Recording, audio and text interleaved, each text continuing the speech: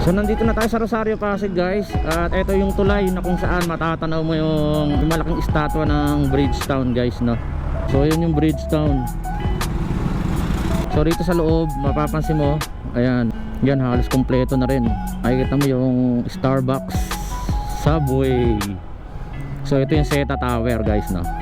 Ito yung malaking estatwa, ayan, no. So subukan natin umikot, maaga pa naman. Laki, ayan, oh. So isa may lugar dito sa may Pasig City, yung pinaka-trending na ngayon sa Facebook, sa TikTok. Dito mo makikita, madadaan mo yung malaking estatwa na gawa sa bakal. Tapos yung style niya napakaganda, no. So yung marami nagsasabi na ito ay katulad ng BGC or bagong BGC. So may mga ginagawa pa mga building doon. Aga-aga, sobrang traffic na, no. Ito kasi tapat ng eskwelahan yan guys, eh, oh. Kaya sobrang traffic rito. So yung kasarapan kapag umaalis ka ng gantong oras guys, yung hangin, ramdam na ramdam mo, ang lamig pa rin. Pero napansin natin medyo umano na eh, kumalma na yung klima, medyo umiinit na sa tanghali. Malapit na rin tayo lumabas ng Morong at papasok tayo ng bayan ng Teresa guys. At kung makikita nyo, yun yung arko, welcome to Teresa. So ito yung pinaka boundary nya guys. At ramdam na ramdam mo pa rin yung lamig. Takbo natin nasa 60 lang, oh. Sarap kumataw. Medyo malumanay pa yung ano rito, traffic. Pag bumababa tayo ng Maynila, okay, bumaba na tayo ng Tikling, solid na yan. Alam nyo guys, kapag lumalagpas ako rito sa bayan ng Teresa, isa sa mga paboritong lugar ko na daanan ay yung zigzag road dito. Minsan merong ano dyan eh, kapag maulap yung may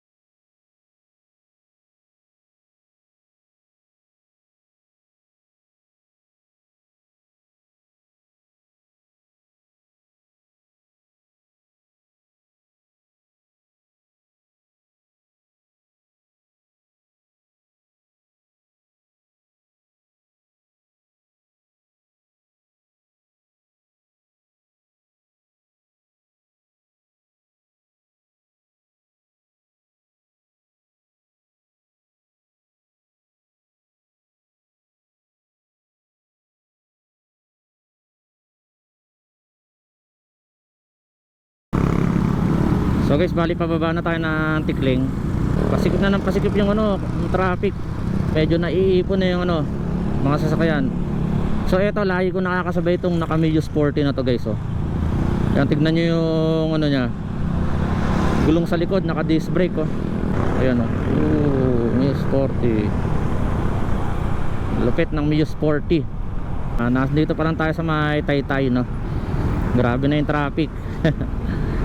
Hindi pa nagkakaroon ng modernisasyon na ano dyan, na mga jeep. Parang in-extend pa ata.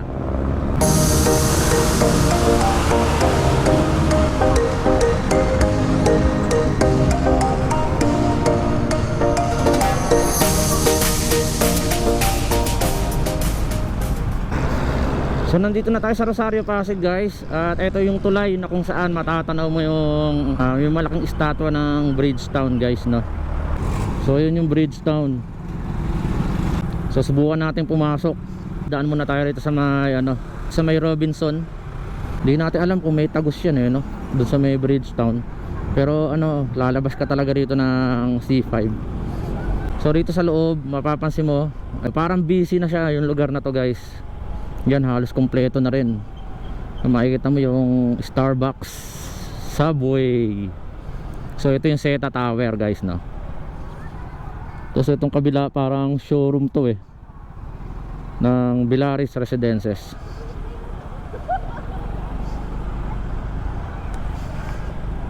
So ayan, KFC halos kompleto rin guys, no. Bali ano siya, ano siya ng Robinson Land. So ayan. Tapos mula rito, ito yung malaking estatwa, ayan, no. So subukan natin umikot, maaga pa naman. So ito kasi mula ron sa may Rosario, yung papunta ng Rosario Bridge, pag pumasok ka rito sa may Villaris, ang labas mo rito sa may C5. Kaya itong lugar na to, Ugong Norte pa to So ito, nasa C5 na tayo. So di na nakakatagos dyan. Pa ganun, tapos pa ganun pa. Yun. So ayan, no. Astig. Ang laki, no. Sarap, parang sarap nag-vlog dito sa lugar na to, Ayan, no. Oh. Astig. Ang laki, ayan, no.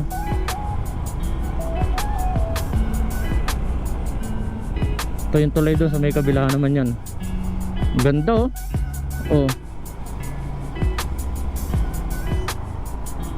Ayun yung Rosario Bridge, iikot tayo mamaya dyan.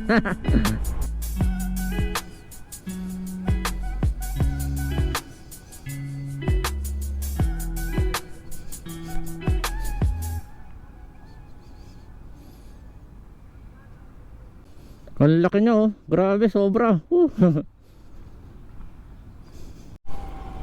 Bali itong lugar na to parang construction sites pa siya, Tapos ito, pag dinay-diretso, Mang Rodriguez yan. Ang ganda ng tulay rito, no. Yan, laki pa ng lugar, Ayan, ang dami pang ginagawang building. Magiging parang to, business district, no. So ito pala yung loob niya, no. Parang fitness gym, ayan, Grabe, ang ganda rito, no. So tara na, bachi na tayo.